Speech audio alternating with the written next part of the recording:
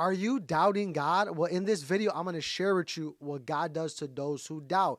But I hope that it encourages you, because we're going to be reading a passage in the Bible about a story about a boy who was demon possessed with an impure spirit, and his father was trying to get Jesus to heal him, but the father had some unbelief, some doubt in him. And I want you guys to stay to the end so that you can see what Jesus does for someone who is doubting, or someone who is truly not having the faith that most people say you need to have for God to do something in your life. So I believe that most people doubt. I believe that a lot of us, if we are honest with ourselves, we look ourselves in the mirror, we come before God, right? We're going to say or know that we have doubted. There's been a time in our life we doubted. We're not sure if God could do it. We're not sure if he could come through in this mode, if he could do what only he can do in our life. And we tend to have this doubt. We tend to, I don't know if God is who he says he is. I don't know if God could do this for me. I don't know if God could restore my marriage. I don't know if God could help me with that relationship. I don't know if God could really help me through this really bad circumstance I'm going through, or can God really heal my sickness that I'm going through right now.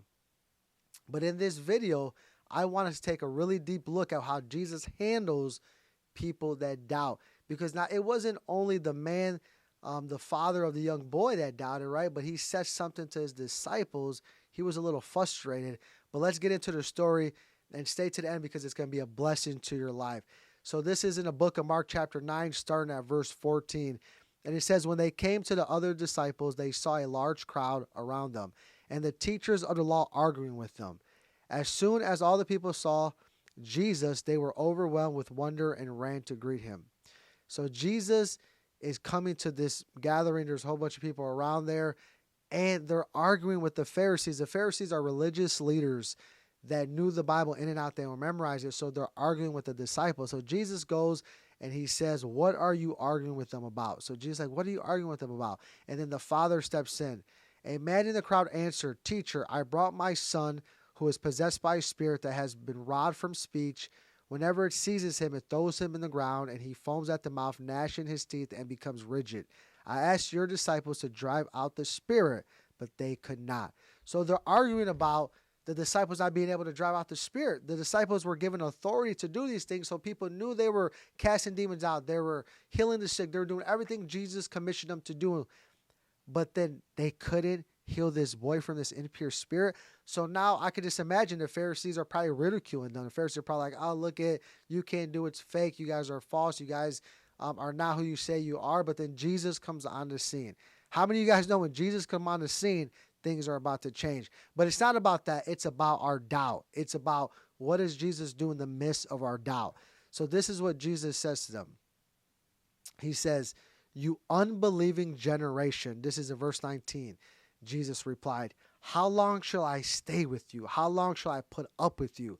Bring the boy to me. So Jesus is a little frustrated here, right? He's like, you unbelieving generation, doubters. How long should I put up with you? How long should I be here? But then he says, bring me the boy. So Jesus is a little frustrated, but he says, hey, bring me the boy. Let me see the boy. So they brought him. When the spirit saw Jesus, it immediately threw the boy into convulsions. He fell to the ground and rolled around foaming at the mouth. So instantly, this young boy, they bring him to Jesus. He starts manifesting, starts convulsion, throws himself to the floor. He's foaming at the mouth. Jesus doesn't even cast out the demons right away. I want you guys to think about this. This is an important part of the story, because Jesus wants this part of the story to be in here, because he wants to teach us something about our doubt. And this is what it is. He says, Jesus asked the boy's father. So he doesn't try to heal him. The boy is manifest. He doesn't try to heal him right away. He says to the father, Jesus asked the boy's father in verse 21, how long has he been like this? From childhood, he answered. It has often thrown him into the fire or water to kill him. But if you can do anything, take pity on us and help us. So Jesus says, how long has he been like this? The father says, from childhood. It tries to throw him in the water. It tries to drown him. It tries to put him in the fire. It tries to kill him.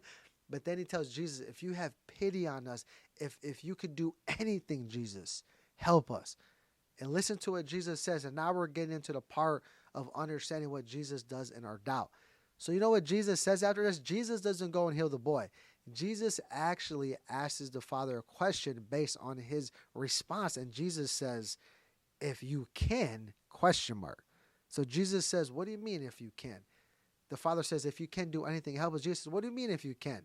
That's what Jesus answered him. And then Jesus says, everything is possible for one who believes. Jesus says, anything is possible for the one who believes, Jesus tells the Father. Jesus says, what do you mean if I can? It's possible if you believe.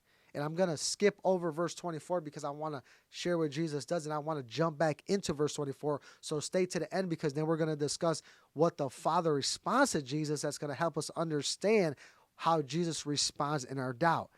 And this is what Jesus does. Verse 25, we're going to skip 24. When Jesus saw the crowd was running to the scene, he rebuked the impure spirit. You deaf and mute spirit, he said, I command you to come out of him and never enter again. So Jesus heals the boy.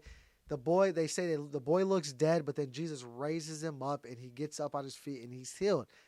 But I want you guys to understand that in verse 24, the Father says something to Jesus. Jesus says, what do you mean if I can? Anything is possible if you believe. And this is the Father response. And this is going to answer the question, what does Jesus do to those who doubt? It's going to answer right here. And the Father says this to Jesus immediately. Immediately, the boy's father exclaimed, I do believe. Help me overcome my unbelief. So the Father says, I do believe, Jesus, but I have some doubt. I do believe, but there's some things I don't know if you could really do. Ain't we like that? Jesus, I believe, but I don't know if you can help me through this circumstance. I do believe in you, Jesus, but I don't know if you could reconcile my marriage. I do believe, but I'm not sure if you could really heal me. I do believe, but I'm not sure you could really get me in a position to be financially stable for the first time in my life, right? Ain't that how we are, like this man, like this father, wanting Jesus to heal his son, but then saying, I believe, but help me with my unbelief? But there's one thing I want you to catch in this story. Why did Jesus heal the boy even though the father had doubt and unbelief in his heart? He healed the boy because the father humbled himself. The father acknowledged that he had some unbelief. The father acknowledged that he had some doubt, because he said, Jesus, I do believe, help me with my unbelief. So we have to be the same type of people like this dad in this story. Jesus, I have some doubt. Jesus, I have some unbelief. Jesus, I don't know if you could do what I think I need done, but help me, Jesus, with my unbelief. Help me with my doubt. Help me in my circumstances. And if you could be like this father and say, I do believe, but I do have some doubt, and acknowledge it before God. Humble yourself before God and cry out like this father said, help me. Your doubt would not hinder Jesus' mercy for your life. Your doubt is not going to hinder what God wants to do in your life. But what it will hinder is if you don't humble yourself.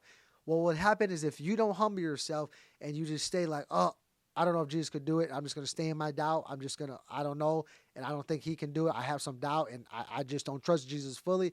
Then I don't know if Jesus would have healed this boy. But the man said, help me in my unbelief. And we have to be people who say, Jesus, help me in my doubt.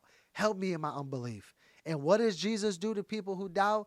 If you humble yourself, he will still come through and answer you. He will still provide for you. He will still bless you. He will still give you mercy. He will still give you grace. He will still do what his nature is to do, and that is to make you whole.